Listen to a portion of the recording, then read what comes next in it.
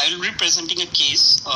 So my case is a 32-year-old unmarried lady who is studied till 6th standard and who is resident of Valsibadi near Mangalore, came to hospital for follow-up with the chief complaints of history of fever and joint pain 20 years back and breathlessness and palpitation 16 years back.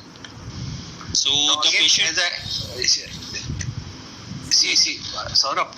Yes, sir. Like the other day when I said, I was telling Murtaja. Yes. Now she has not come with the history of fever. Correct? Yes, sir. Yeah. She has not come with the history of fever. We want to know, when you talk about the chief complaints, as you call it, the CC, I want to know rather, what is the presentation which she has come today to you? First thing. Yes. And then you elaborate on the other things. You understand? Yes, sir.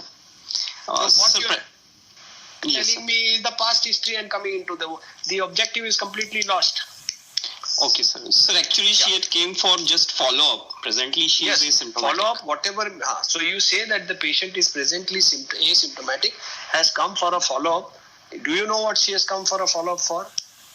For is cardiac consultation. Yeah, cardiac consultation. When you ask about follow-up, what are the things you are looking out for follow-up examination? Sir, follow-up clinical status. Yes, clinical status, very good. Clinical status of her cardiac condition, correct? Yes, sir. Okay, and that is one thing. And the other thing is, what are you looking for? Is her or her echo on follow-up if she has any valvular or congenital? That is different. When you talk about this thing, you come into the clinical status. When you talk about the clinical status of the patient as far as the cardiac status is concerned, you are going to talk about two aspects. One is, what is her present cardiac status? Yes, sir. Correct? And the second is, what is the treatment she is taking right now and how is she feeling about that? Okay, sir. You understand?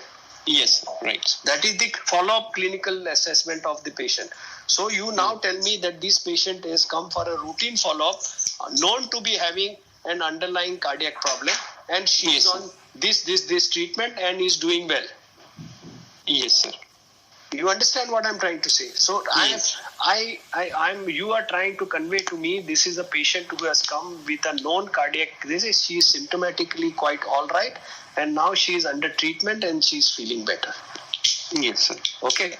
Yes, sir. This is the presentation which he has come. Now you go into the details of that. Okay. Okay, sir. All right. Go. Okay, sir. So he had past history of fever and joint pain 20 years back, and breathlessness and palpitations 16 years back. Fever and joint pain 20 years back. 20 years back, and breathlessness and palpitation 16 years back. Okay. So when you say breathlessness, you categorize whether it is dyspnea on exertion or breathlessness at rest. Okay. So you tell us, when you talk about breathlessness, you say that she is presenting the dyspnea on exertion. Correct or not? Okay. Okay. Yeah. Okay. Okay. So what I'm trying to tell you, Saurabh, is that you have to be very, very specific as far as your what you're going to talk about. Okay. Yes, sir. Yes. Yeah. Okay. Yeah. So fever with joint pain, dyspnea on exertion at the 16 years back. Yeah. All right. Yes. Then, no, these two complaints. So we'll start the past tree. The patient was apparently all right about 20 years back. And when she was of 11 to 12 years of age, she had an episode of high-grade fever, which was present along with joint pain, first in elbow joint, which lasted around 1 week, followed by the knee joint. At that time, there was no swelling in the joints. She was admitted in nearby hospital and almost was treated for 5 days. She had no breathlessness at that point of time, and she continued to have similar episodes, around 3 to 4 episodes over a span of 2 years, of which she cannot collect recollect properly how many episodes were there, and she did not received any follow-up or any further treatment for that. And she was, after that this episode, she was okay for around 4 years, and then started having complaints of breathlessness, that is from around 16 years of age, which was gradually in onset and progressive in nature, and was present first for walking for 30 minutes, around half a kilometer, which then progressed to breathlessness on less than ordinary physical activity from NYHA 2 to NYHA 3. She also complained of breathless palpitation, which she cannot recollect how whether breathlessness preceded actually palpitation or palpitation preceded breathlessness. But she says that almost at the same point of time, both of the complaints started. Palpitation was also present on exertion.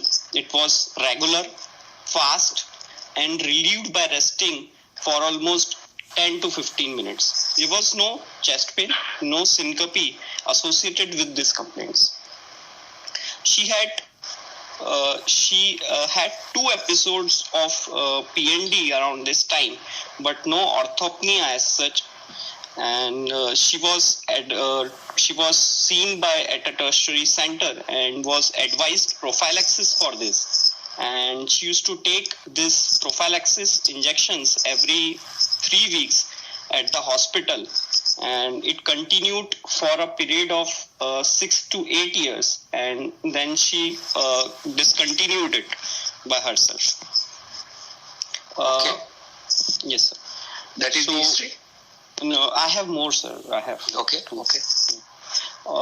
During follow-up, then she was started on warfarin treatment, for which she took it for 2 to 3 years. She cannot exactly recollect why this was started.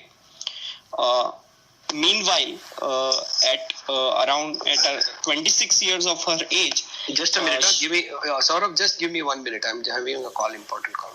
Okay, sir. Sure.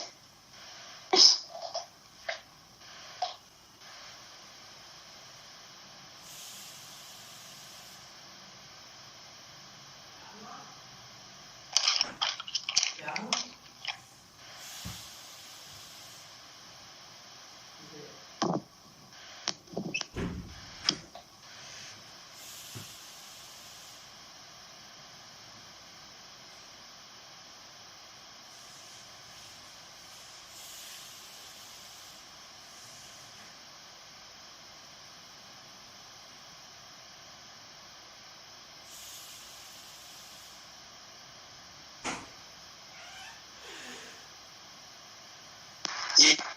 Sorry. Okay, Saurabh? Hello? Yes, sir. Yeah, I can hear you now. So she was given warfarin, you said. Okay. Yes, sir. Okay. Yeah. Which she took for around 2 to 3 years, till 26 years of age. Then she was admitted with complaints of headache and vomiting, and she was admitted in ICU for a day. And according to her, CT scan was done at that time, which showed some bleeding. So she underwent a neurosurgical procedure for the same, and scar is also there according to her. No history of any trauma or no history of any focal neurological deficit present at that point of time. And warfarin was stopped and she was discharged. Okay, all right. Okay, fine. Should go ahead, sir? Yeah. Should I go finish your history and then I'll come. Okay, sir.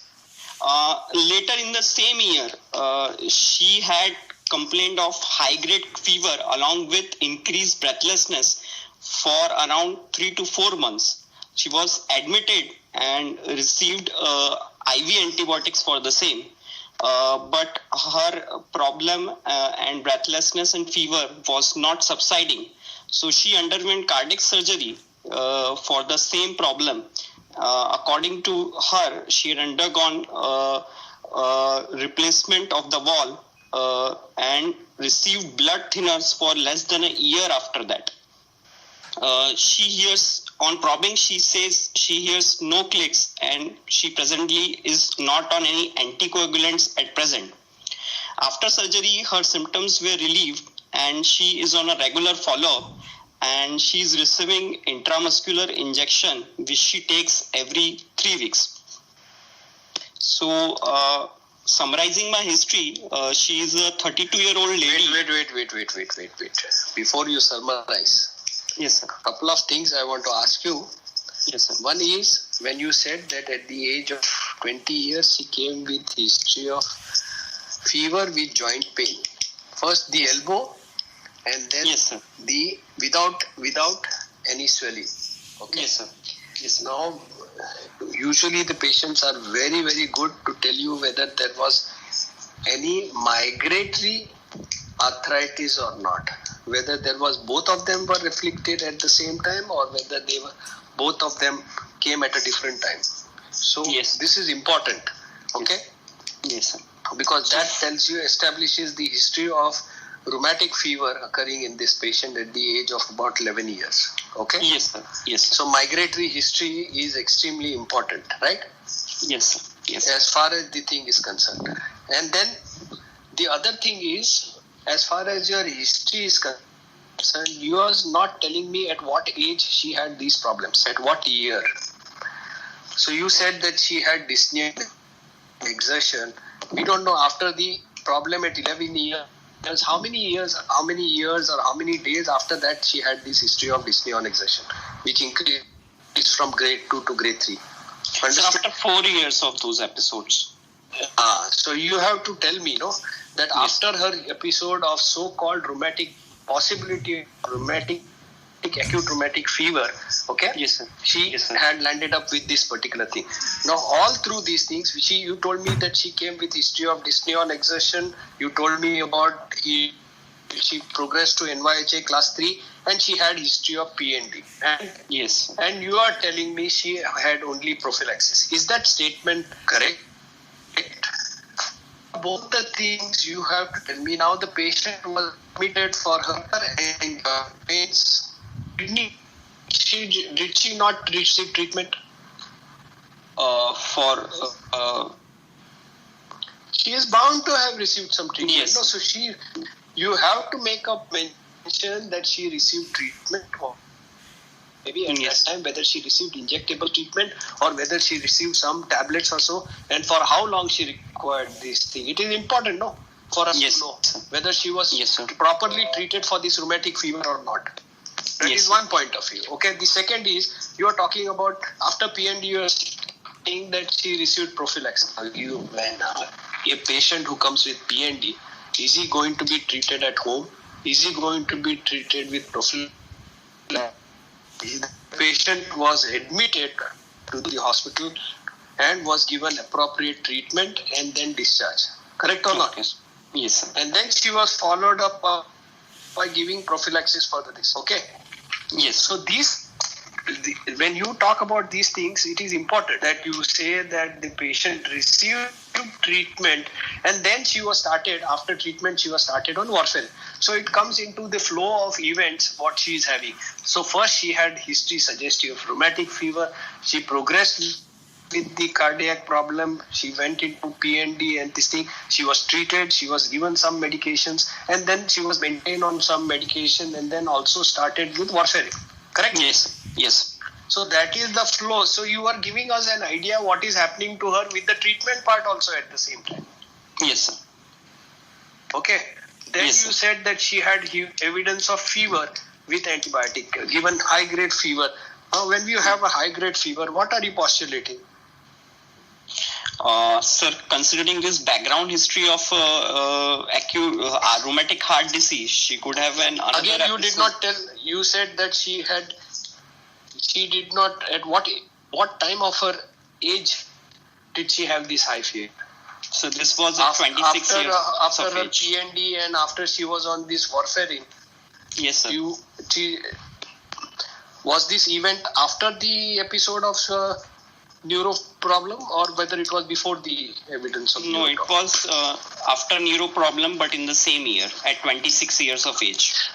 So you have to tell me, no, that thing. Yes. So you have to tell me the flow that she was kept on warfarin, which is for about 2 years or so, whatever the time limit was. I don't know how much time she was given this thing, and then she landed up with this neurological problem. She was settled after that, and then she came with history of fever and antibiotic. Now, when you ask for fever, what are the other things you're going to ask? What are you postulating for fever? Yes, sir. So whether she had any complaint of again a joint pain with swelling, whether there was any increased breathlessness or deterioration. Very good, very good, very good. So who's going to tell me that? Yes, sir. Yes, sir. So I want to know when you are talking about this history, I want to know whether she has got again an attack of rheumatic fever, or Yes, sir. which is not likely because she is Yes. getting IV antibiotic. Okay. Yes. All right. Yes. The second thing is most likely is that she is having some complication related to the underlying cardiac problem. That means she is Yes. having infective endocarditis. So when Yes. she has infective endocarditis, what are you going to ask her? Other things which you are going to which are the important point as far as history is concerned. Sir, any history of any hematuria, any history of any Forget about hematuria. The first thing which is coming to her mind besides fever she will manifest. The patient will manifest. Yes, Yes, she had very high fever. Then Yes, what? The second thing, in a patient who has got underlying cardiac problem, what happens with infective endocarditis? Sir, any history of presenting with heart failure? That's right. The sudden deterioration of the cardiac status. It's very Yes. important to know what happened to her. And that is why she was taken up for surgery. Yes, sir. So you have to, in the flow of event, you have to mention the important points of the histories. And so as an examiner, I know what is happening to her. In my mind, I am making a sequence of what is happening to her. That she had fever, she had sudden deterioration. You have not asked whether she had sudden deterioration in her cardiac symptoms or not. We don't know. Whether she had any embolic episode, we don't know. Whether she had any arrhythmic episodes at that time, we don't know. So these are important points which you have to elaborate in the history. Yes, sir. You got it? Yes, sir. And then once she is undergone into a cardiac valve replacement, we know that she has undergone therapeutic intervention for the particular problem. Okay. Now, Yes. at the same time, you are telling me that she does not hear any click. Now, many Yes. of the patients, this is an irrelevant statement. I'm not hearing the click. Okay. Okay. The patient is not expected to know whether the valve is functioning or not by hearing the click sound. What if the patient is, she is a female, correct? Yes, sir. Mm-hmm. And in a female, she comes into the childbearing age. Yes, sir. Might be getting a bioprosthetic valve mostly, Yes, sir. correct? Yeah. You have to think in those terms. So where are you talking about clicks? Yes, sir. And then you are talking about IM injections which are being given to her after. Now, I don't understand why is she getting IM injections. What is the basis of giving IM injections? Sir, Because she might be getting IM injections. So I want to know what is the relevance of that. Because even after undergoing a replacement of the valve, she's again the risk for having a rheumatic fever, because she is a case of recurrent rheumatic fever, and she could have affliction of other valves which were not involved before episodes, or maybe having again deterioration. Very good, very good. So the injection which he is getting, you should specify whether getting 3 weekly or 4 weekly. Okay? Yes, yes. It's important because Yes, we sir. want to know when you are talking about that she's getting intramuscular injections. What is the idea? Is she continuing to have history of infective endocarditis fever continuing when she is being kept on the IM injections? I don't know. Yes, sir. Correct? Yes, sir. All right. Now, the other thing I want to ask you, Yes, as sir. far as now you touched upon rheumatic fever, okay? Yes, sir. At the age of 11 years. Yes, sir. Saurabh, tell me something in detail about juvenile rheumatic fever. Sir, juvenile rheumatic fever is which occurs Usually it is clubbed with the juvenile mitral stenosis. Yes, sir. Okay. Yes. Yeah. So, juvenile mitral stenosis, sir, is occur below 5 years of age. Very good. Below 5 years of age. Yes. And they have more rapid development of pulmonary arterial hypertension. They have less chances of atrial fibrillation, and they respond well to BMB. Well to BMB. Those are therapeutic problems. As you rightly said, usually a rapidly progressing cardiac pathology as far as the patient is concerned, post rheumatic fever. Okay? Yes. And this rheumatic fever, the progression is usually within 6 months of affliction of the joint pains or arthralgia, whatever it may. Okay?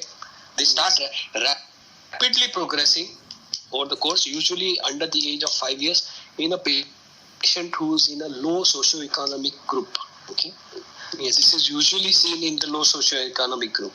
And rapidly progressing usually most invariably affects only 12. Yes, sir. Yeah? Yes. And usually affection is in the phase of a mitral stenosis, but because the progression is so rapid as far as the cardiac pathology is concerned, there is no chance for the left atrium to dilate. Yes, sir. And that is why there is a very, very low incidence of atrial fibrillation in these patients. Okay? Yes, sir. Yes, sir. Okay. And as you rightly said, the therapeutic point is because of that. Yes. Now the second question when you are talking about this history part is, when do you say the patient has got a relapse of the rheumatic fever, and when will you say the patient has got recurrent rheumatic fever?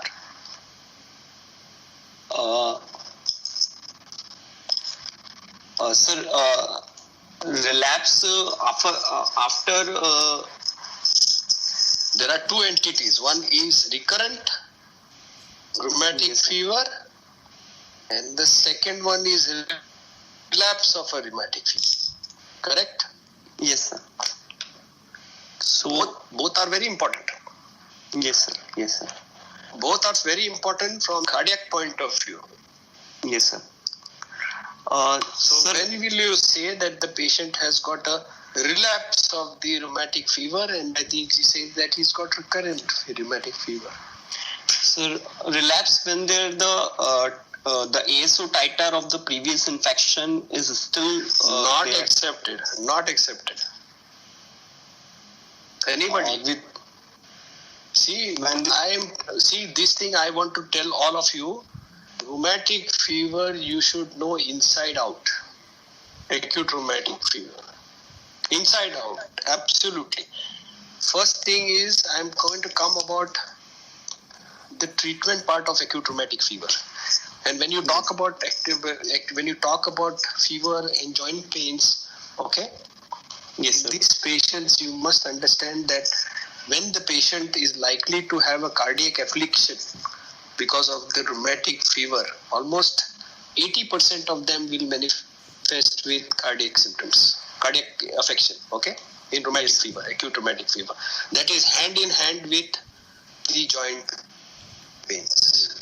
As a sequelae of beta hemolytic streptococcal infection, manifesting with rheumatic fever. Okay, joint pains and carditis, that are the highest on cards, correct? Yes, okay. Sir.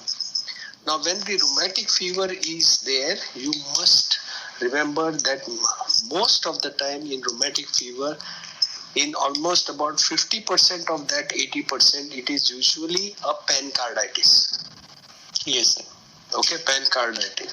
So, when you have an acute rheumatic fever, there are two very important history points. I'm not talking relevant to this particular patient. I'm talking, this happened long time back. But when you get a history patient who is present with rheumatic fever, there are certain things you have to take care. What was the type of fever the patient? Okay, this is the question which is usually asked. Then, whether the patient had tachycardia or not. Yes. The third thing is chest pain, and the chest pain is usually because of the pericarditis. Okay, Yes. which you have to ask when the patient is talking about acute rheumatic fever. Okay. Yes. Yes, sir. Then again, I am telling you, as far as the acute rheumatic fever is concerned, what is the recommended treatment line today? Yes, sir. First thing is, I will ask you this question after we come to clarification of your factor of relapse and recurrence. Yes, sir. Anybody? Sir, relapse is worsening of rheumatic fever while under therapy. It almost always manifests as carditis, sir. It is always with carditis when we talk about relapse of rheumatic fever. Yes. Okay, It is while we are under related therapy, to sir. this. Till what therapy? Till what date of thing we talk about the relapse? Sir, while we are undergoing therapy, sir, under acute therapy, sir. Say, okay. Let me ask you one question. Suppose if the patient has got acute rheumatic fever and is manifested with carditis, and you have put him on treatment, okay, the conventional treatment. We'll come to the treatment part of it. If you have continued with the treatment part of it, and the patient continues to have fever and things like that, and then there is a sudden deterioration, at what time are you going to say that this is likely to be relapse? There is a time period. Less than 4 weeks, sir. It is exactly more than if 8 you find weeks. that the 8 relapse weeks. occurs. Sorry, 6 weeks. 8 weeks, sir. 8 weeks. It is 6 weeks. Okay. Hello? Yes, sir. On treatment, if the patient has again aggravation of the symptoms on treatment at 6 weeks, it is called as relapse. Hello? Yes, sir. Okay. You understood? Yes, sir.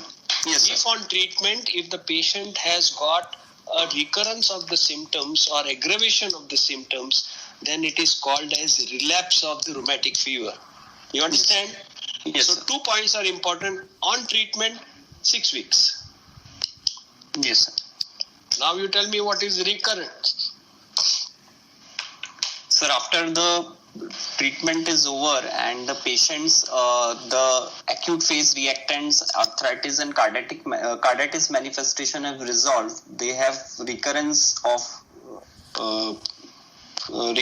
manifestations of carditis and other manifestations. Correct, you are right. That is the theoretics of behind what is the recurrence. Correct or not? Yes. If you say that there is a recurrence as to you have finished the treatment part of it, usually Yes. how long does the treatment progress as far as rheumatic fever is concerned? So 6 to 8 weeks. It is by and large, it is about 8 weeks of therapy. Correct? Yes. Yes. Okay. Now you are given a therapy. You have finished the patient's therapy. After how much time, if he comes again with a recurrence, I'm giving how much time if after the period of treatment where the patient has settled and the patient comes back again with symptoms of rheumatic fever? So 3 months. Anybody? 6 to 8 weeks. 8 weeks, sir. 8 weeks. 8 weeks. 8 weeks.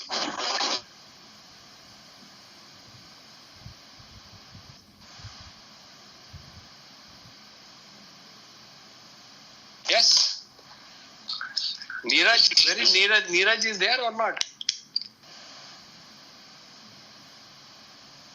Hello? Yeah, I'm there. Is there? Yes. Where is Kunal? 6 weeks. Kunal is there on the line? I want to ask Kunal.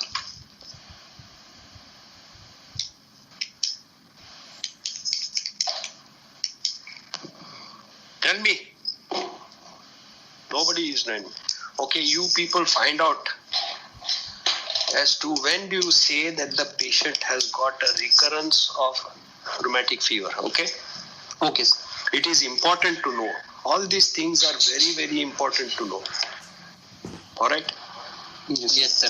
As far as recurrence is correct, is concerned and the relapse is concerned. Now we come to the standard treatment of rheumatic fever.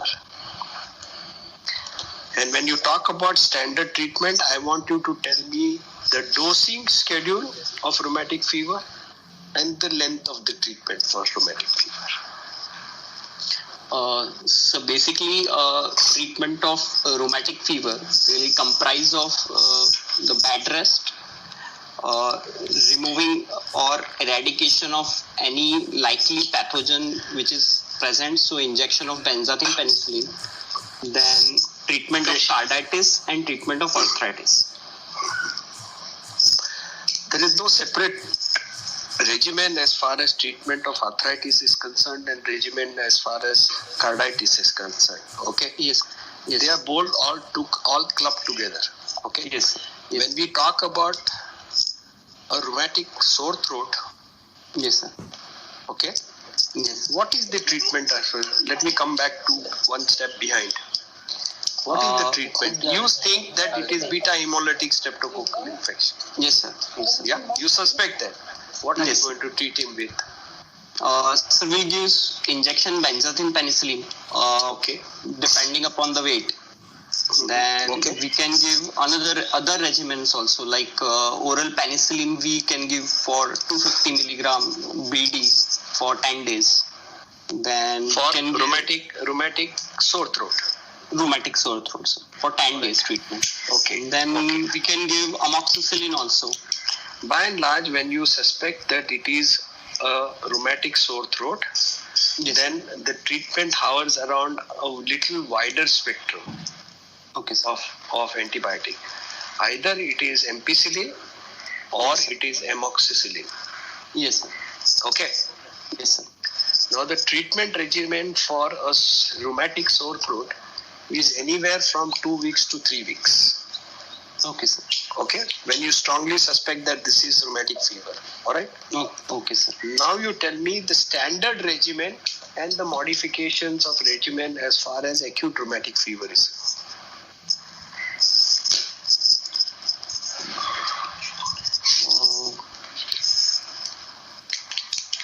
The standard is this for. I've asked you so many times, Saurabh. Now you by this time you should know them at the back of your hand.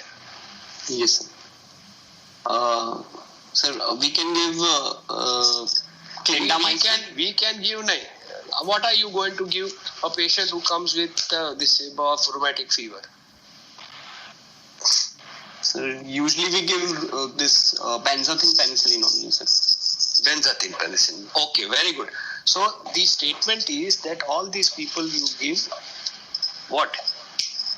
You will give injectable benzathine penicillin after you have given the test dose to these patients. Correct? Okay. Yes, sir. Yes, sir. All right. And the therapy will continue for how long? And what is the dose of benzathine penicillin? Sir, less than 27 kg, there will be 0.6 million units. While we 30 kgs and 30 kgs is the cutoff. Yeah. Okay. Okay. And more than 30 kg, 1.2 million units. Correct. Okay. That is one part of it. How long will you give? Sir, depending upon patient has rheumatic heart disease with carditis, without carditis, or very good. Established rheumatic heart disease. Patient is come to you first with acute rheumatic fever and is showing possibly showing signs of carditis. What is the span for which you will give benzathine penicillin? You give how much? Every day you give benzathine penicillin or no, sir. Every 3 weeks or every 4 weeks, which is recommended. Yeah. You say it is usually when acute rheumatic fever it is every 3 weeks. No discussion about it. 3 weeks. Okay. Yes, sir. Yeah. Yes, sir. How long? Sir, depending upon, as we have seen, depending upon presence of carditis. Yes. So, for carditis, how long? Sir, it's around 10 years since the last attack, or till 21 years of age. Is it now 21 years of age? Yes, sir. 40, 25. What is the now latest recommendation as far as it's concerned? And for India is concerned? Till how long will you continue benzathine penicillin?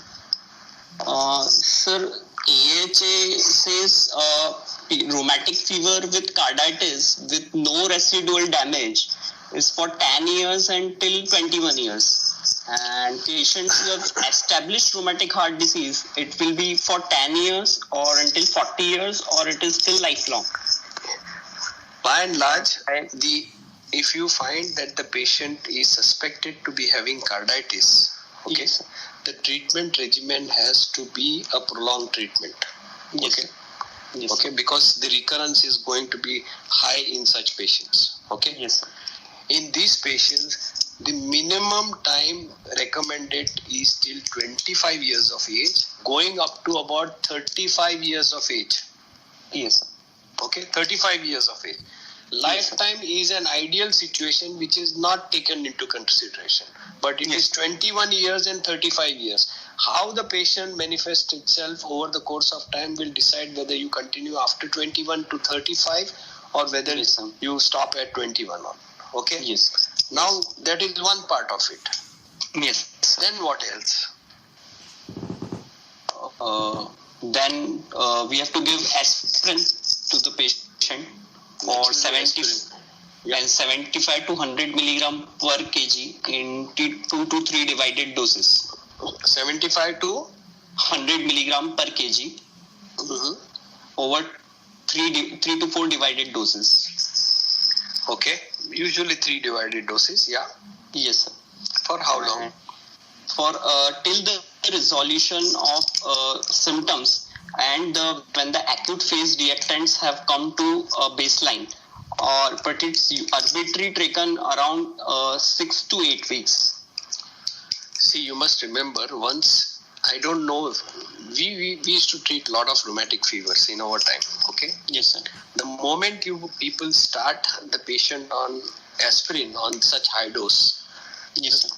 patient's relief becomes very fast. Okay. Yes. By and large, they respond within about 48 to 72 hours as far as their symptomatology is concerned. Yes, sir. Now, you by and large do not depend upon the symptomatology or the clinical findings as far as the rheumatic carditis is concerned. Okay. Yes, sir.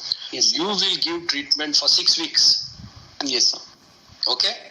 Yes, sir. Of aspirin. Yes, sir. Now you tell me whether as per the WHO recommendation, whether you will continue the same dose or you will continue a reduced dose.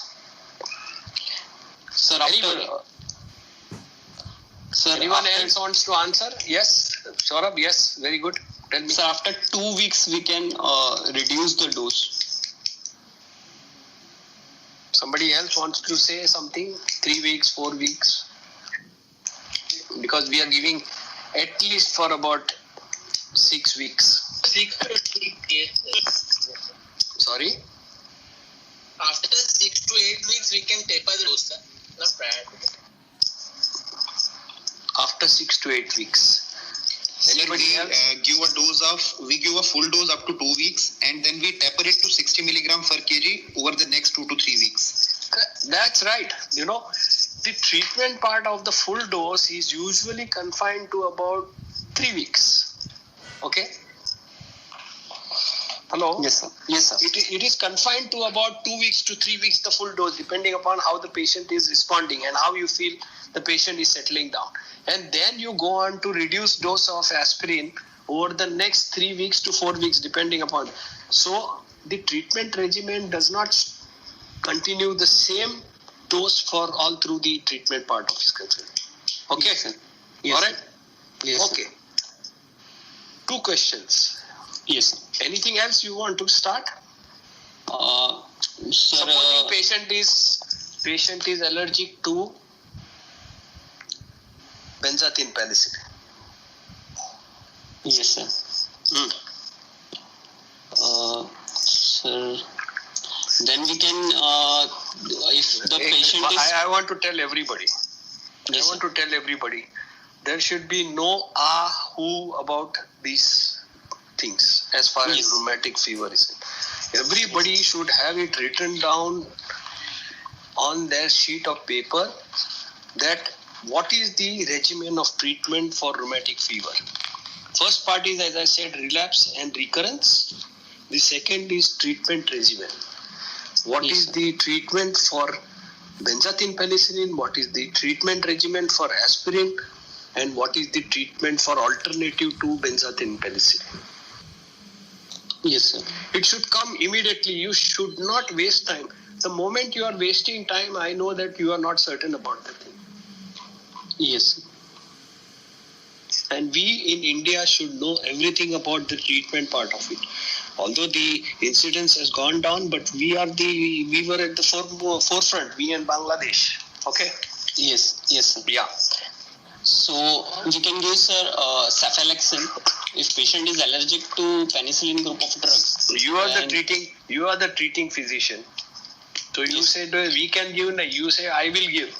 So I will give I will give azithromycin 12 milligram or 12 to 15 milligram per kg. Then we clarithromycin 15 milligram per kg. Yeah, if the Per patient day. is allergic, Yes, sir. okay, to this thing, you have by and large the availability of the drugs and the affordability of the drugs also is to be taken into consideration. There are two drugs, both of them A. One is ampicillin, yeah, Yes. and the second is azithromycin. Clindamycin and everything are reserved for very few people. Okay. Now, as far as ampicillin is concerned, how much dose will you give? Sir, amoxicillin 50 milligram per Amoxicillin. kg. Yeah, amoxicillin. Sorry. Yeah. Tell 50 me. milligram per kg, sir. 50 Daily. Perfect. Yeah. What about azithromycin? Sir, 12 to 15 milligram per kg. How long? So for 5 days. Okay. So azithromycin for 5 days, amoxicillin for how long? For 10 days. Oh, yeah, minimum of 10 days. Okay, extended to about 3 weeks. Amoxicillin I'm talking about. Azithromycin, no. Azithromycin is only for 4 days. Okay, Yes. that is one part of it. Of the treatment part of it, you have taken care of the antibiotic. You have taken care of the anti-inflammatory part of it. Anything else? Sir, for relieving of cardiac failure. Saurabh, see, when we talk about these things, no? When we Yes, talk about treatment part of rheumatic fever, Yes, sir. in general, Yes, when you answer, you have to talk about the acute rheumatic fever. I'm going to start with this. Yes, The second thing is the anti-inflammatory part. I'm going to start with aspirin. Okay. yes, yes, sir. And then what is the other drug which you have it in your armamentarium? Steroids. Steroids. Correct.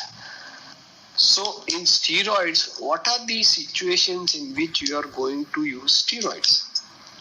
Yes, sir. And in what dose? Okay, sir. So when there is severe carditis and Severe carditis means what?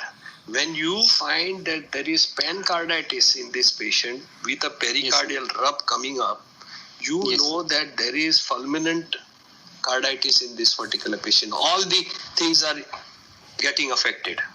Yes, sir. Okay.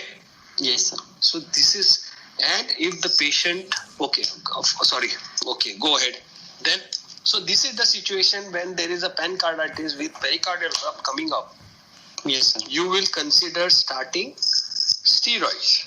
Yes, sir. Correct? On day one, Yes. you will start steroids. No, sir. We will start with aspirin first. I say and that then you will we start steroids on day one. Which situation? Sir, severe carditis when the patient is Or a severe carditis means what? The patient is going to tell you that he's got severe carditis. Sir, as you said, pancarditis, and when there is We said that it is pancarditis, but one situation where you are going to start, you're not going to wait. Usually, the steroid dosing is started after a certain length of time. If the patient is not responding to the treatment of aspirin per se. Yes. Okay. Yes, sir. Yes. So you will start steroids. But you tell me one situation where you are going to start steroids right from day one. So when yes, sir. When there is any contraindication to aspirin. Okay, all right. Contraindication to aspirin. Or any That is side not the effects answer of I'm expecting. If there is pericardial We said heart that failure. if you have Patient in heart failure. Correct. Tell me, if the patient comes with acute rheumatic fever, patient comes in fulminant cardiac failure, you Yes, know sir. that this fellow has got a severe amount of carditis. Okay? Yes, sir. Yes, There sir. are two instances in which you would like to start steroids on day one. One is Yes. if the patient has got pericardial rub, you are Yes, sir. justifying in starting steroids to enhance the anti-inflammatory effect of aspirin. And Yes, the sir. second is if the patient comes in failure with acute Yes, rheumatic sir. fever. Yes. Okay? Yes, sir.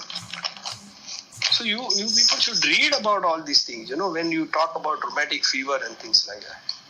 Yes. You should know everything about rheumatic fever. Yes, sir. And if you start steroid, how long are you going to start? All these things you should know. Yes, sir. Bolo? Yes, sir, kya?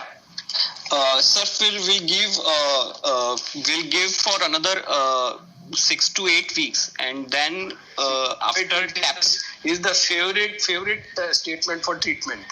Huh? Yes, sir. Steroids by and 3 large months, are 12 not weeks. given. No, they are not Then given it's for a for prolonged 4 period of weeks. time. Yeah, usually it is given for a short period, anywhere ranging from about 2 weeks to 4 weeks, depending upon the patient how he is recovering. He is recovering from that. Okay, it's usually a short-term treatment. If Yes. you find the patient is having relapse of rheumatic fever, then this is another drug which has to be used. Okay. Yes, sir. So the categorization of use of steroid in rheumatic fever is very specific. Yes, sir. Understood? Yes, sir. Okay. Yes, sir. Okay. So 2 to 4 weeks will taper. Yeah, usually And then- start tapering off and then take it off. Yes. Okay, go ahead. You wanted to tell me something more about the history, is it? We will summarizing history, sir. Yeah. Okay. Summarize. Yeah. So she is a 32-year-old lady with past history of acute rheumatic fever at the age of 11 years of age, breathlessness and palpitation from 16 years of age, had undergone neurosurgery because of complication of oral anticoagulant. And in the same year, she had infective endocarditis, which was followed by a wall replacement surgery. Okay. Now I forgot to ask you one thing. I had written down now that you Yes, are sir. elaborating on the history. The other point I want to tell you, she is a young lady. Okay. Yes, sir. All right. Young lady. Yes, sir. who was an aspirin, okay? And the other thing, when you ask about the history of aspirin, if the patient is intelligent enough, he will tell you that she was being monitored activity of the warfarin or not. So this is one thing you have to take into history, okay? Yes, sir. Whether the patient was being regularly monitored or not. When somebody is telling you, patient is telling you that she was on a warfarin or anticoagulant, you must ask also whether the patient is being regularly monitored for the activity or not. They know very well. Patient knows that they are having on the blood thinner, they have to be monitored. Whether that is one part of it which you have to endorse in the history. Yes. The second thing, when you talk about history of warfarin and whether the patient has a neurological problem, you must ask whether the patient had any history of fall or any trauma to the head. Okay? Yes, sir. Yes, Because it is important. Particularly in your patient, it is important because this patient is a young lady. At the age of about 25 years, she is having a bleed. Yes, sir. So the bleed is likely to be unwarranted increase into the anticoagulant activity, or the patient Yes. could have had trauma and had a subdural Yes, sir. hematoma or hemorrhage, for which he has undergone surgery. So these two things I forgot to elaborate. I had written down. So this is important to know. Yes, sir. You understand? Yeah. A patient who is on warfarin for, say, maybe atrial fibrillation at the age of 65, 70, we know that the patient can have a spontaneous bleed also if the INR goes significantly high, because he's got diseased vessels up. For a lady who's about 25, there may be a separate entity Yes, which sir. is precipitating her neurological problem. Okay. Yes, sir. Yes, sir. So keep this in mind when you are talking about this history part of it. All Yes, right. sir. Okay. Go ahead. So, provisional diagnosis, rheumatic heart disease, status post bioprosthetic valve Yeah. replacement. Sorry. Saurabh, 1 minute. The other thing, I'm not too sure whether the correlation is proper or not. The other thing is, when you are talking, you manifested that the patient had neurological problem, and then she manifested with fever and antibiotics. So the other thing to be taken into consideration of a patient who has got rheumatic heart problem and the patient Yes. is on antibiotic, you have to also keep in mind whether the patient has got over what? Rheumatic fever. Not rheumatic fever, infective endocarditis. Yes, So infective endocarditis per se can be one of the causative factors for a neurological problem occurring. Yes, sir. So in this patient, when you are talking, the patient was on warfarin.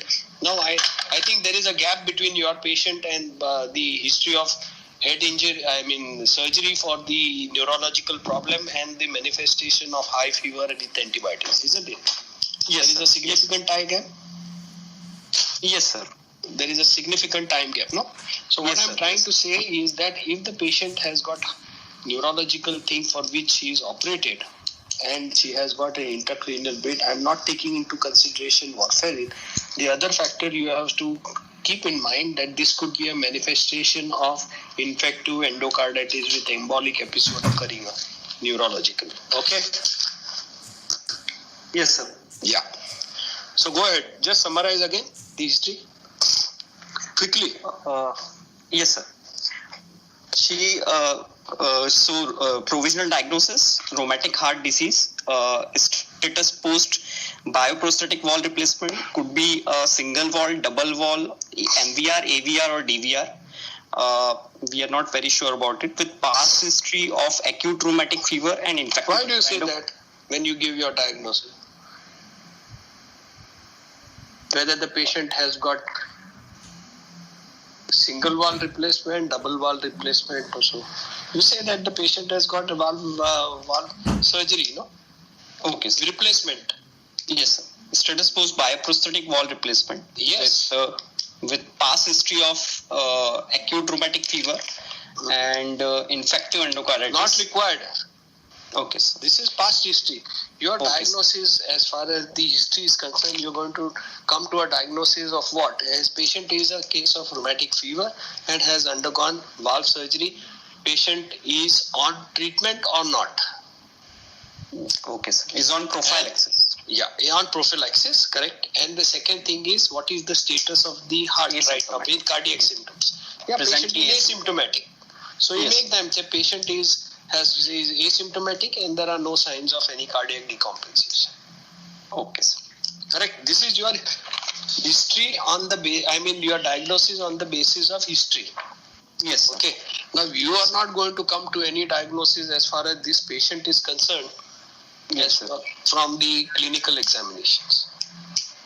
Yes, sir. Okay. Yes. So you move on to the positive findings on general examination. Positive findings only. Okay. Sir, pulse is regular. That is one of the most important finding. Then So pulse is regular. Yeah. yeah. Then there is no edema. And So you can GDP elaborate saying that there are no signs of congestive cardiac failure, congestive cardiac failure. Yeah. and no evidence of infective endocarditis or present any rheumatic activity. No evidence or findings suggestive of infective endocarditis. Okay. And acute rheumatic activity. And acute rheumatic activity. Okay.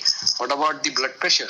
So blood pressure is 120 by 80 mm of mercury in right arm supine position. So a normal pulse pressure with BP of 120 by 80. Okay. Yes. Okay. Yes. So it is collaborating with the history that the patient has been operated and been operated well as far as the present status is concerned. Does not seem to be having any complications related to the surgery. Correct? Yes.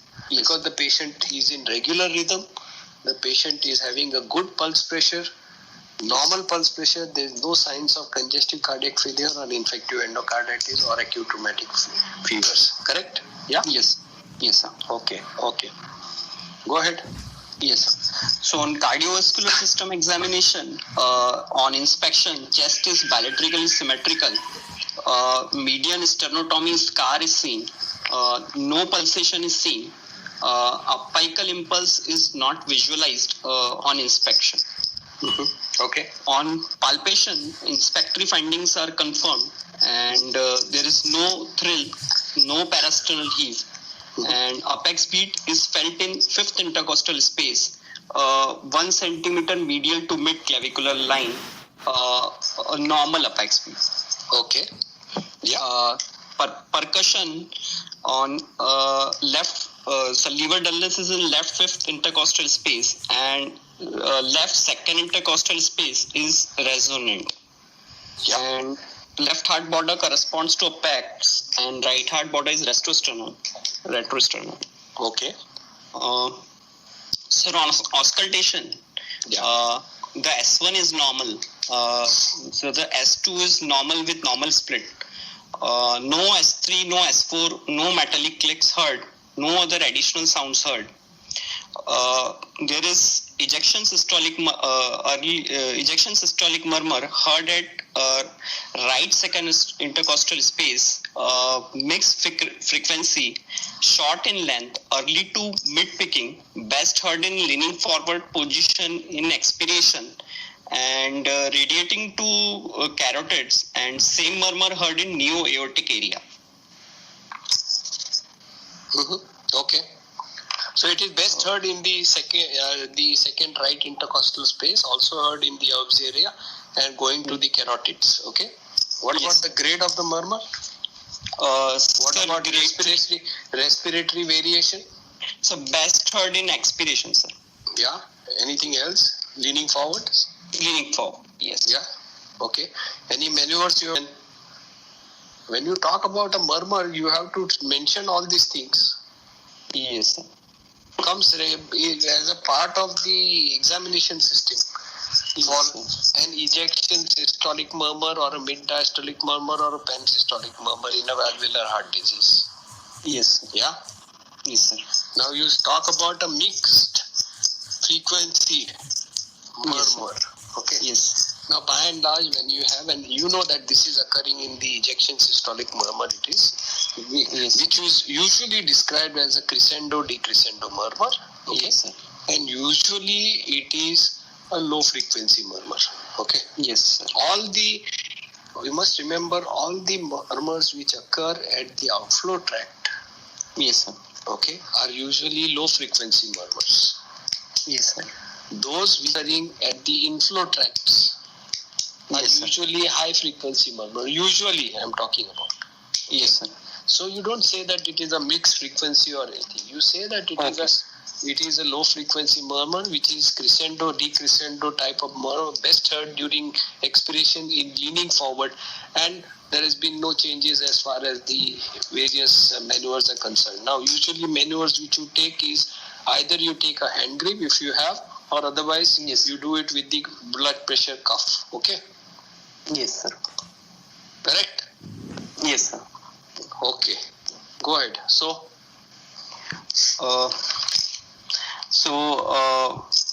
final diagnosis, rheumatic heart disease, status post bioprosthetic valve replacement. Where now? Now you know where it is, no? Yes, sir. So why are you shying from saying where it is? In the history, as far as your diagnosis on the basis of history, you are not certain where it is. Yes, sir. Now after examination, you are certain about it, no? Yes, sir. AVR. Yeah, aortic valve replacement and a bioprosthetic aortic valve. You can straight away say that. Okay. Yes, bioprosthetic aortic valve replacement. Yeah. Currently asymptomatic. Before that, the second is sinus rhythm. After that, should come patient is in sinus rhythm. Yeah. Yeah, in sinus rhythm, currently asymptomatic, with no evidence of any rheumatic activity, heart failure, infective endocarditis currently. Yeah. With no evidence of PAH and PVH. Yeah. And at the same time, last fact is, what is the treatment she's on? Is she getting any treatment? Or she's only on prophylaxis. So mention that she is on only prophylaxis for this thing. Yes. Okay. Yes, sir. Now, when you talk about prophylaxis, are you talking about that you are missing out something in this patient?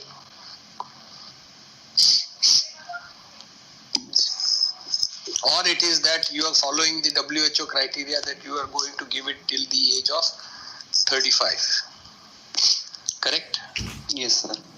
So, there are two possibilities, no? Whether the patient on previous diagnosis had affliction of some other valve. For example, it is the mitral valve we talked, okay? Yes. Which was afflicted with the pathology, but it is not showing any significant hemodynamic problems. Yes, sir. Okay, one thing is that. The second thing is the patient does not have any affection of any of the other valves, and the patient is being prophylaxis only for prevention of any recurrence of the rheumatic fever. Yes, sir. Okay? Yes, sir. Now you are going to tell me, there are two things which you are going to tell me, whether the patient has got any affection of the mitral valve or not. So on a clinical examination, you have said that there are no signs suggestive of any affection of the mitral valve, correct or not? Neither there is any the accentuation of the first start sound, neither there is any MDM, neither there is any significant mitral regurgitation, murmur or whatever. I mean, no third arch or nothing at all. So your basis of giving prophylaxis here is as per the criteria of WHO, where we would continue it for at least till the age of 35 years. Yes, sir. Okay. Yes. All right.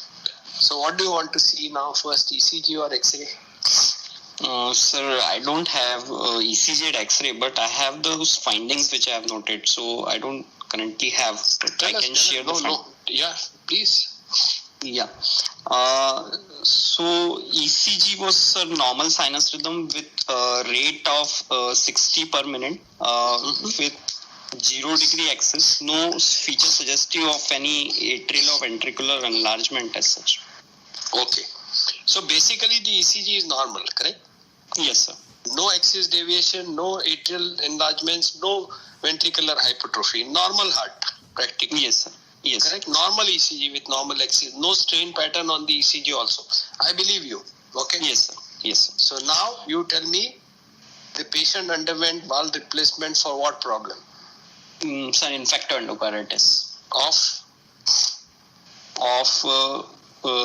aortic valve as such on basis of clinical examination. Yes. Okay. So the patient has undergone problem related to the aortic valve, correct? Sir. Yes, sir. Of infective endocarditis. Yes, sir. Naturally, the patient you gave history that the patient had high fever and had accentuation of the cardiac symptomatology, and then the patient was taken up for surgery for valve replacement when she was on antibiotic therapy, correct? Yes, sir. Correct or not? Yes, sir. So the patient was operated with preliminary giving treatment for infective endocarditis and then taken up for surgery. Okay? Yes, sir. Yes, sir. Now, when the patient has infective endocarditis, supposing what are the indications for surgery Yes, sir. in a patient who has got infective endocarditis? Yes, sir.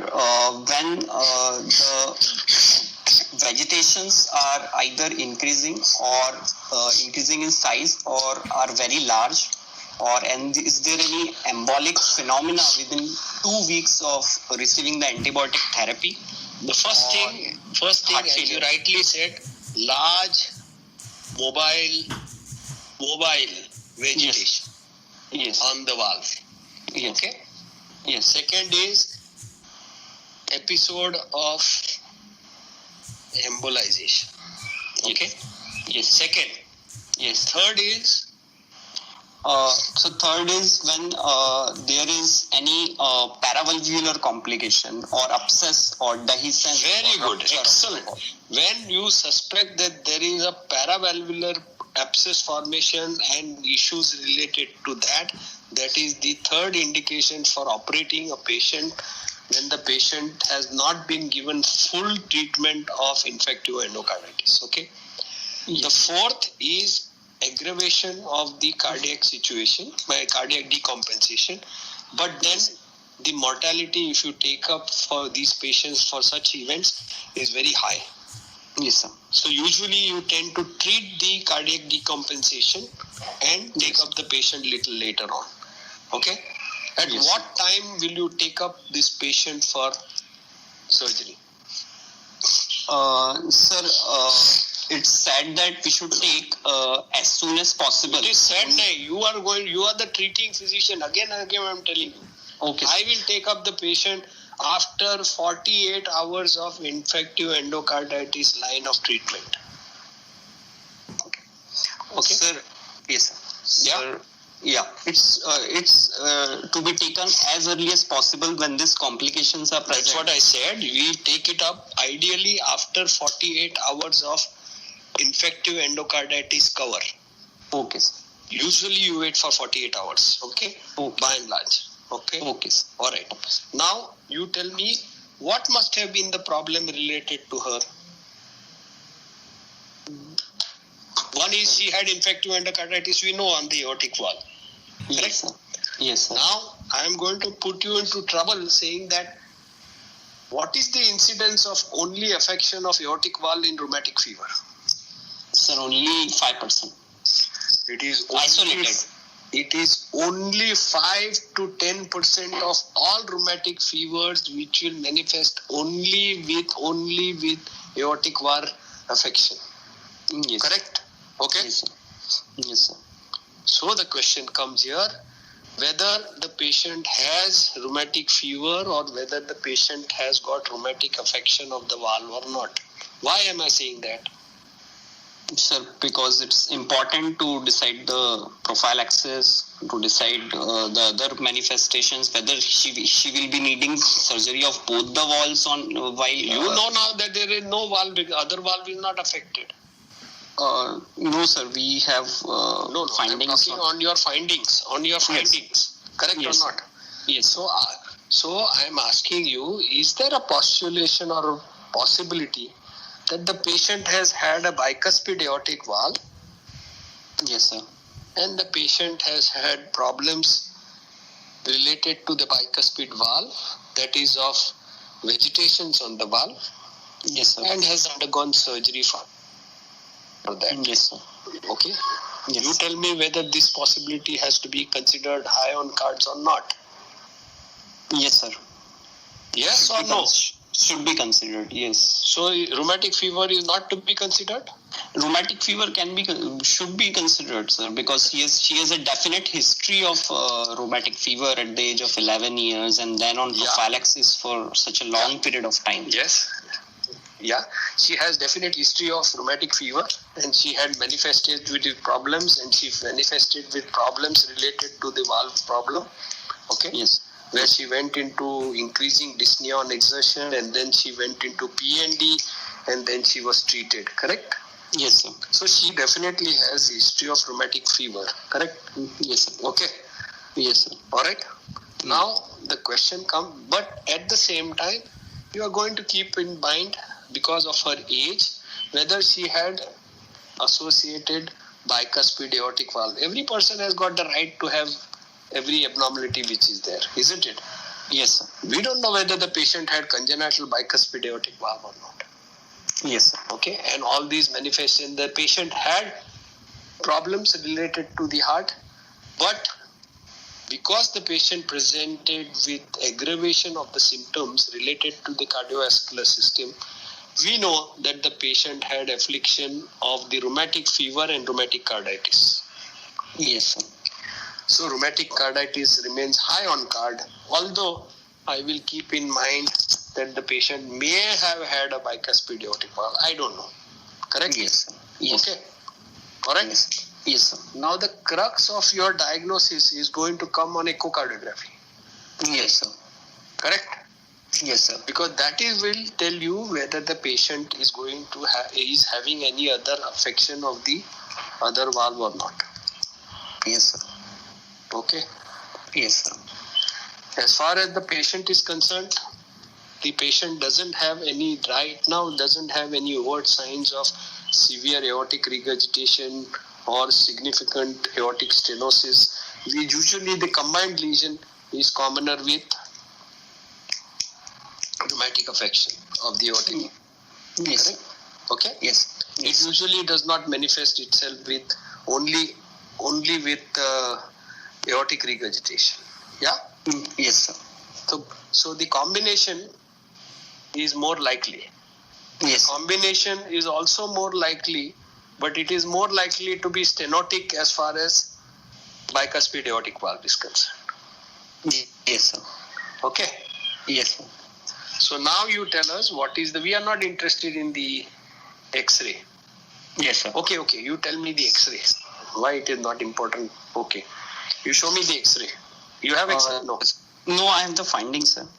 I don't Okay. have the X-ray Okay. right now.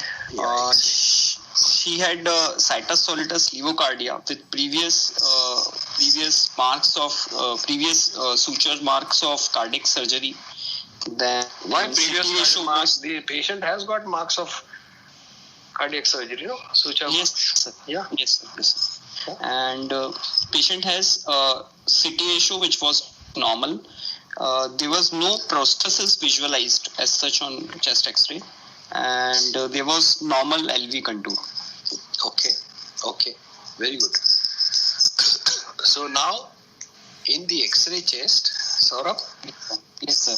how will you decide whether it is aortic valve or whether it is mitral valve? You are given only the X-ray. Yes, sir. So we draw a line from the left cardiophrenic angle to the Left cardiophrenic angle? right cardiophrenic angle, and we to the left cardiac border. The cardiac border is going from top to bottom. At the level of appendage. I don't know. This is not accepted, huh? This is not accepted. Tell me. Somebody tell me. Hello? Everybody has gone to sleep?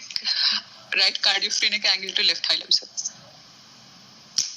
Hilum again is not, it's a vague thing, no?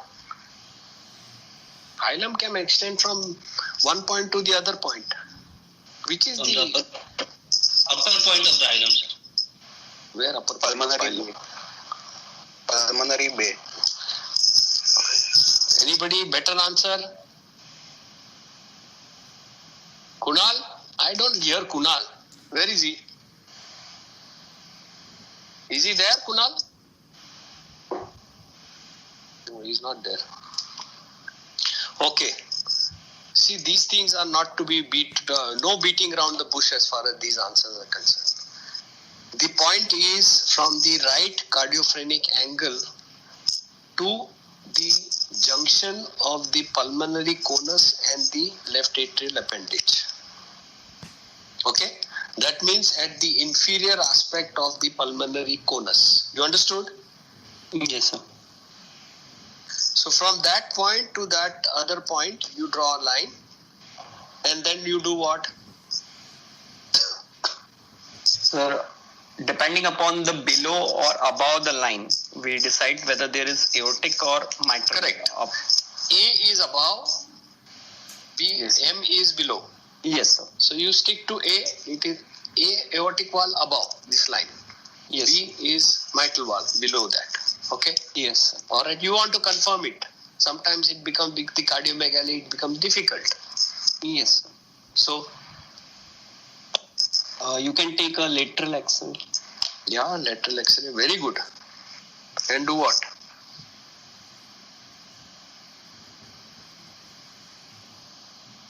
Yes, come on, somebody. I'm hungry now. I have to go for another call, eat and go for another call. Tell me fast. I don't know. Come on. Murtaza, I see. Who's that? Pragati. You are presented, no? You're good. Tell me what is it? In the lateral. Neeraj? Middle 1/3 it is mitral, posterior 1/3 it is aortic. See, The in lateral one. It's a line between carina to apex. Apex to the carina, and the one valve which is above it is the aortic valve, below it will be the mitral valve. No. In the simple thing to remember in the lateral is that the cardiac silhouette is divided from the anterior-posterior into three parts. Okay. The anterior part, the middle part, and the posterior part. Okay. All right. Yes, sir. The aortic valve is in the anterior. Again, the A is anterior, M is into the middle valve. Middle. Yes. Okay. So this is the straightforward thing as per the radiological assess is concerned. On the PA view and the lateral view, lateral divide into three parts. Middle is mitral, A is anterior. Okay. Yes, sir. All right. Go ahead. Echo wise now. Yes, sir. Sir, echo showed. Okay. Any other thing I forgot to ask. In the Yes, sir. X-ray, are there any signs of post-stenotic dilatation? Is there? So, what I'm trying to say is the negative finding on the X-ray is also important, since you would like to say that there is no shadow of aortic root dilatation seen. Yes. Okay. Yes, sir. Whether the patient had any stenotic lesion to begin with, or we don't know. So negative point is also important. Okay.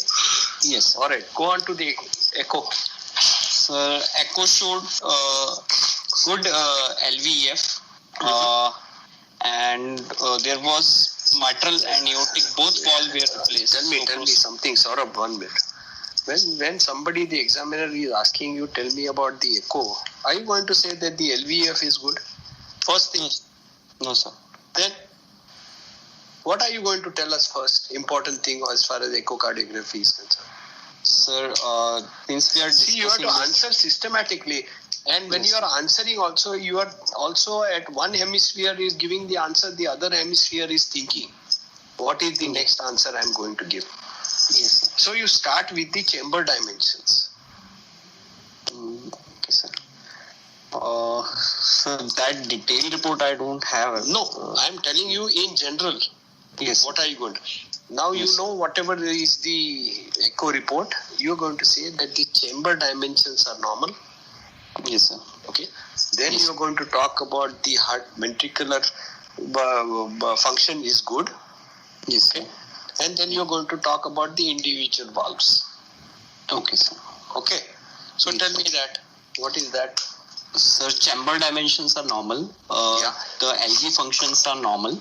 Yeah. And the prosthesis was visualized both in mitral and aortic position. The mitral wall, the prosthesis at the mitral wall had the mean gradient of 8/4, and while the aortic wall mean gradient was around 39 mm of mercury. 39?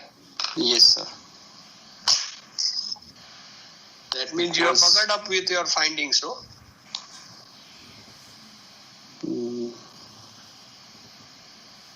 She actually had patient prosthesis mismatch, sir. So if you have a gradient of about 39, mean gradient you're talking about, Yes, sir. across the mitral valve, that Yes, means sir. there is a significant gradient, no? Yes, sir. So if you are having a significant gradient, what do you expect to find? Sir, some kind of if could be having a late picking of the murmur, or maybe Don't pulse which is. When I asked you that question, you have to answer again thinking about it. First thing is, when there is a significant gradient across the mitral valve position, that means there is going to be LA hypertension, correct? Yes, sir. Reflected onto the pulmonary venous. Okay. Yes, sir. So what I'm trying to say, if that the patient is having significant, answer to the question is, what am I going to find? I might have to look for definitive history of dyspnea on exertion. Yes, sir. Or undue exertion. Yes, sir. Isn't it? Yes, sir. First thing. Yes. Second thing is, I'm going to look for whether there are any peripheral signs. Yes. Whether the patient has got any atrial fibrillation or not. Yes, sir. Because that will reflect that the LA is dilated. I'm going to find out whether the patient's pulse pressure is good or not. Yes, sir. Because if there is significant stenotic lesion, Yes. pulse pressure may be on the lower side. Okay. Yes. And then coming to the examination point of view, I would like to have the clinical findings. Now, because the patient has undergone a bioprosthetic valve replacement in Yes, the sir. mitral valve position, okay, Yes, sir. the first heart sound may or may not be accentuated, okay, Yes. because the leaflet are of different size here, Yes. okay, not like the normal size where the AML is very big and it gives rise to the flapping first heart sound, okay. Yes, sir. Yes. So the first heart sound you would have expected to be louder, but because the patient has got bioprosthetic valve, the thing is not there. Okay. Yes, sir. But I would like to see whether the patient has got any mid-diastolic murmur.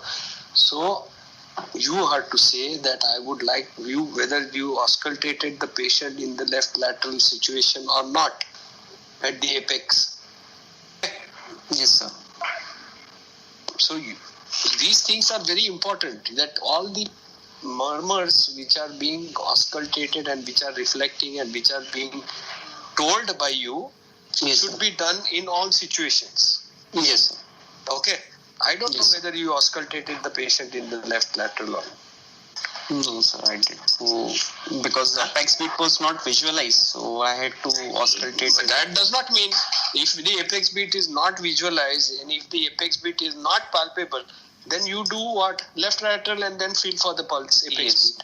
And Yes. that time also you have to feel for the this thing. So what I'm trying to say is then your auscultatory examination has to be complete, in the sense when you talk about the murmur, you talk Yes. about the grade, you talk about the murmur quality during various phases of respiration, whether it is altered by any maneuvers or not. Okay. Okay, sir.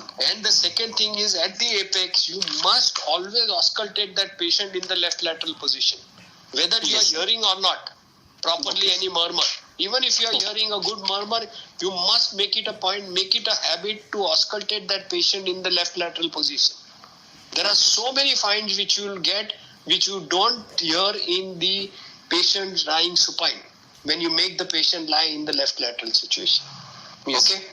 The third thing is auscultate the patient below both the clavicles. Yes, sir. Fourth thing is auscultate the patient in the suprasternal notch and the carotids. This has to be a regular feature. Third, Yes, sir. last one is to auscultate the back, both in the infrascapular region and at the peripheries. Yes. There is no shortcut to that. Yes, sir. Okay? Yes. Everybody must do that. Whether Yes, sir. you are hearing a loud murmur, whether you are hearing a soft murmur, this has to be there. Okay. Yes, sir. Okay. So I don't know. I think that there would have been a mid-diastolic murmur on this particular patient, or at least a pre-systolic accentuation in this murmur, because she is having a significant gradient across the mitral prosthesis. Okay. And no, sir, not at mitral prosthesis, sir. then where is he talking about 39? 39 is in the aortic position. Mitral gradient is 8/4, sir. Oh, that's okay. Then this is an ejection systolic murmur occurring. But otherwise also, I am talking about what I told you holds true about the auscultation part of it. Yes, sir. Okay. Yes, sir. So in your patient, of course, the mitral valve is good. The aortic valve looks to be a little smaller as far as the annulus is concerned. Okay. Yes, sir. Yes, sir. Right? Yes, sir. So, and the other thing is, as far as the patient is concerned, what are the treatment modalities which you undertake when a patient has got bioprosthetic valves? Now, as I said, I estimated that the patient is going to be given a bioprosthetic valve because of their age. Correct? Yes, sir. Yes, sir. And the possibility of pregnancies and other things. Yes, Right? sir. Yes, sir. So, sir, I could not get your question, sir. patient has undergone bioprosthetic valve. Yes, sir. How are you going to follow up? Sir, we have to look for any elevation in this gradient over a period of time. So That is one part of it. Follow up of the status of the yes, sir. patient. Okay. Yes, sir. Without the status, other things. Sir, whether the patient has to be on thrombotic regimen for 3 months and then on aspirin if possible. Then Why not? You are the treating physician. I told you so many times. You have to tell me that I will do this in this patient. I will not do this in this patient. yes, sir. So first on initially any bioprosthetic valve, 3 months the patient should be on oral anticoagulants and then can be follow up with stopped anticoagulant and can be put on aspirin. Then patient should be on infective whenever the patient has any dental or any other procedure. She should be on infective endocarditis prophylaxis. Yes, very good. So your first answer is very right, that the patient who has has undergone a bioprosthetic valve, first 3 months beyond doubt is on full anticoagulant therapy, okay, oral anticoagulants, and then depending upon the valve position, Yes, sir. you will decide whether the patient continues with antiplatelet therapy or not. Yes, sir. By and large, patients who are on the mitral valve situations, antiplatelet activity is recommended. Yes, sir. Bicuspid aortic valve, prosthetic valve, bioprosthetic valve in the aortic position, okay, Yes, sir. Yes, sir. need not be on any antiplatelet therapy, okay. Yes, sir. Yes, sir. When a patient is given a bioprosthetic valve, Yes, sir. the two things which determine the outcome of those leaflets are what? Sir, whether in bioprosthetic valve age of patient is important. If the patient has of younger age, the structural deterioration is very fast. Second is pregnancy. During pregnancy, the deterioration is very fast. Okay, very good. First answer is very good. Now, patients who get a bioprosthetic valve after a certain age, like about 50 or so, the degeneration of the valve leaflet is usually faster than a patient who has got it at a younger age. Okay. Yes, sir. Yes. The other thing is, you have to be certain about what is the mismatch between the size of the valve and the baseline gradient post-surgery. Yes. Okay. If you have a significant gradient persisting post-surgery, Yes, sir. then the deterioration of the valve leaflet is going to be much faster. Yes, sir. Okay. Yes, So sir. in these patients, it is very important that there should be a good match between the size of the annulus and the bioprosthetic valve which you use. Okay. Yes. Yes. And the third thing is, these patients, when the bioprosthetic valve leaflet deteriorate, it is usually deterioration in the form of calcification of the leaflets. Okay, sir. All right. Yes, sir. That is why one of the therapies which is considered to be helpful is the statin therapy in these patients. Okay, sir. Okay? Because there are certain patients papers which have been published that if you keep them on statin, as far as bioprosthetic valves are concerned, then the degeneration of the leaflets is much slower. Yes, sir. Okay? Yes, sir. So that's that. So good. Very good. Yes. Okay, so I asked you only one question this time. What was that? Recurrence and relapse. And what else? Yes, sir. That only. One question. Okay. So next time we'll talk about that. Okay, sir. All right? Okay. Sir, one question. Yeah, tell me. Sir, patients like who go for this infective endocarditis surgery where they repair or replace the valve. So whether they put mechanical bioprosthetic valve more beneficial or more easy during this period, or is it wrong? I didn't get your question. Sir, one reason for putting bioprosthetic valve in this patient is that she was a young lady. She had contraindication to oral anticoagulants earlier. Yes. She had developed bleeding. Plus she falls in the childbearing age, no? Yeah. So if there would have been an opposite scenario where a young male patient could have got surgery for infective endocarditis. So I wanted to ask whether putting bioprosthetic valve is more easy during this acute situations, or mechanical also can be done. Yes. Usually the bioprosthetic valves are the one which are preferred when they use it for the infective endocarditis. Okay? Okay, sir. In infective endocarditis situation, not the metallic valves. Okay, sir. In the infective endocarditis situations, if you are operating for infective endocarditis, okay, bioprosthetic, there are two reasons to that. One is, if you have a patient who has got a infective endocarditis of the valve, it's a process which is not only involving the valve leaflets, but it is involving the entire structure. Yes. So there is a lot of edema and lot of structural issues which the surgeon faces when taking the bite for stabilizing the valve, mechanical valve or the bioprosthetic valve. Now usually the bioprosthetic valve, the strut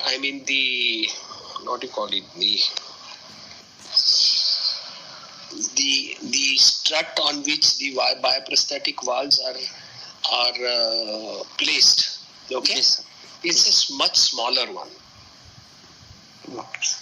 Much smaller as far as the sizing is concerned, whereas the struts of the prosthetic valves are huge, bigger, much bigger. Yes, sir. Okay. Yes, sir. Okay, Yes, sir. and they are usually a little larger structures as compared to the bioprosthetic valves structures of the ring size. I'm talking about the ring size. Okay. Yes. So they do not press onto the side of the valve, annulus. Yes. Okay. So the chances of dehiscence of these valves is much lesser with the bioprosthetic valve as compared to the mechanical valves. Okay, sir. In situations of infective endocarditis. So in infective endocarditis, usually the preferred is the bioprosthetic valve. Okay? Okay, sir. All right. Sir, one more thing. In this patient, as the gradient is 39 of aortic wall, mean gradient of aortic, which could be because of patient prosthesis mismatch, or maybe there could have been degeneration of it lately. Degeneration you can see from the echo, no? Whether the leaflet thickening is there or significant is there or not. Okay, sir. Okay, and that is why the comparison of post-operative echo is very important. Okay, sir. So if you have a baseline post-operative echo, which tells you that the gradient is about 35 and it has progressed to 39, then there is not much of degeneration of the valve leaflets. Okay, sir. Okay, but if you find that at the time of surgery, usually the echo is done at the end of about 3 weeks to 4 weeks post surgery. Okay, to give you the basal gradient. Okay, sir. Yeah, on that basis you decide. Okay, sir. All right. Sir, in cases of when we are describing a patient who has got previous prosthetic valve surgery, so if this would have been a mechanical valve, so in auscultatory findings, then we have to say a opening click and a closing click or whatever we hear. So we cannot describe. Depends upon what you feel, where the position is, no, of the valve. Yes, sir. Yes, sir. Yes, sir. Yeah, it depends entirely on the opening click. And the valve prosthetic clicks you will never miss. Okay, sir. They are too loud to be missed. Yes, sir. Okay. The only situation in which they are missed is if there is a prosthetic valve dysfunction. Okay. Okay. That we'll discuss later. Okay. Now that you are talking about this thing, no? Yes, sir. If the patient has got a metallic prosthesis. Yes, sir. This patient, supposing, has got metallic prosthesis. Yes, sir. And the patient becomes pregnant. Yes, sir. Oh. What is the regimen you will undertake in the first trimester, the second trimester, and the third trimester? Now, this answer you give me next time. Okay, sir. Okay? Sure. Patient has got prosthetic valve. Female has got a prosthetic valve at the age of 26. Okay? Yes, sir. Metallic prosthesis. Patient is on anticoagulation regimen. Yes, sir. And now she is pregnant. What is the anticoagulation therapy you will undertake? Yes, so, 2 questions. One is our relapse and recurrence, and the second is this thing. Okay? All right? Okay, sir. Okay, sir. Right. Good. Thank you, sir. Bye. Thank you, sir. Bye. Thank you, sir.